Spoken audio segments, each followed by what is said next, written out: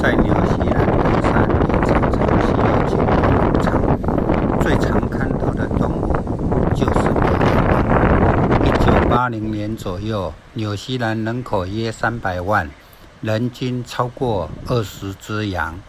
之后，纽西兰羊的饲养数量逐年下降。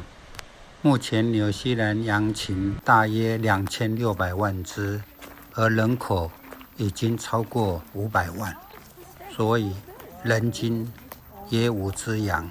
这牧场主人用铁丝网分隔牧场跟登山步道，羊用屁股去摩擦铁丝网，所以留下很多羊毛。